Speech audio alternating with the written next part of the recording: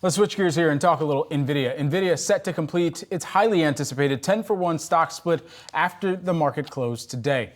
This strategic move aiming to make the stock ownership of the chip giant more accessible, but with greater accessibility to investing in Nvidia, what should investors consider on the next chapter for the AI darling? Adam Coons, Winthrop Capital Chief Investment Officer, joins us now to discuss. Adam, great to have you here. So, this is the big day after the market closed, and then Monday we'll see the prices reflect the 10-for-1 split. This is not the first time we've seen a split for Nvidia, nor a Mag 7 company over the past year. So, all of these things considered, what makes this one different? Yeah, first, thanks for having me.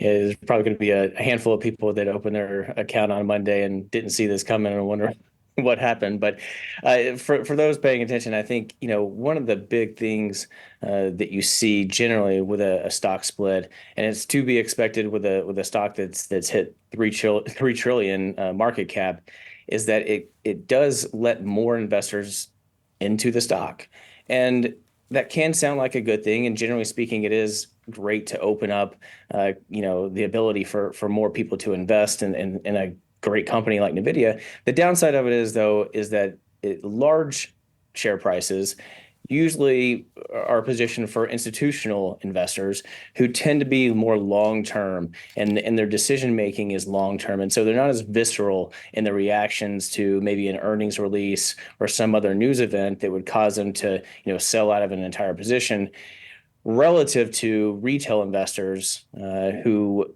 would buy in, and they might have a more emotional attachment to the stock, both buying and selling. So that can lead to heightened volatility as you start to dilute the institutional buyers, introduce more retail investors that, like I said, can be a little bit more quick and emotional with their buying and selling decisions of a stock like this.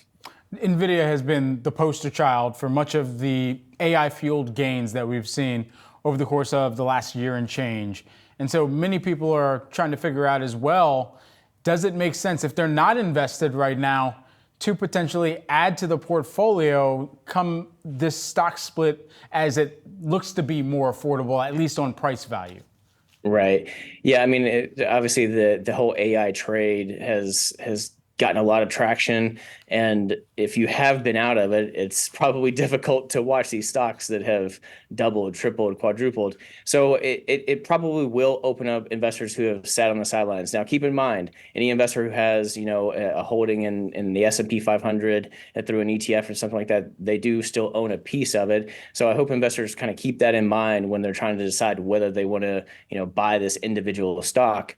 But I think one thing to look at is this is a stock that has already priced in a lot of that upside. And so what we're trying to do is find the other areas to play machine learning, artificial intelligence in a way that can complement what NVIDIA is providing with their chipset, because right now that is a one-trick pony. They're GPUs that help with the whole AI processing, but there are a lot of other companies that are using machine learning to enhance their current business model, and that's where we're starting to focus as we start to sell our positions in NVIDIA, because we have cut, as we've seen this stock go up and up and up. We're prudent in taking gains, and right now we've just about halved our position in NVIDIA. That's interesting, Adam. And so now, as you're looking at what we could maybe summarize as an AI-fueled broadening, then some of the other companies that can either be beneficiaries or, as we've heard from some of our prior guests, looking at things like utilities that are going to have to power data centers, all the things that are kind of interconnected into where this demand is really pushing the broader market as well. What are some of the plays that you're considering? Yeah, so it's important to understand that obviously the whole AI pie is growing, and it's not totally certain how big it is right now and how big it can get. But we do know that it is going to be a large market. I think no matter what, there's a lot of unknowns in AI, but the one known is that it is real and it is going to be a very, very large market. So we're looking at other ways to play it, like you said. One way is obviously with introducing increased complexity in technology and how we use technology that also increases the risk from cyber attacks. And so I think that if you're looking for themes within AI, you can't ignore cybersecurity as a whole. And there are a few different ways to play it, but right now I'm really liking CrowdStrike.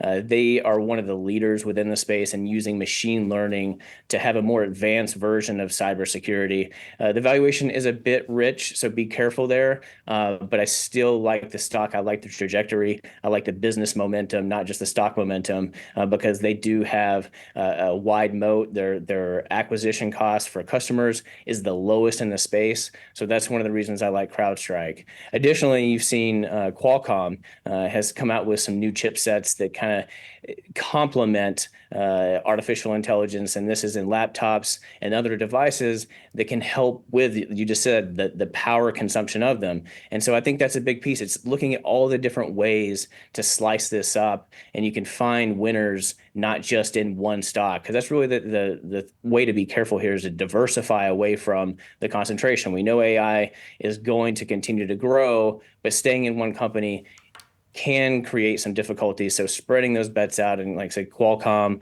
CrowdStrike, and then we also like Alphabet. That's a more vanilla name, but obviously a big player in the AI space. Yeah, Adam, we only got about 30 seconds left here. Should investors be concerned about the short bets that are growing against Nvidia right now? About $34 billion according to S3 Partners. I mean, you think about how that compares to the $19 billion against Apple, $18 billion against Tesla. You can essentially combine those two and still be in the ballpark of the short positions that have mounted with Nvidia. What do you make of that?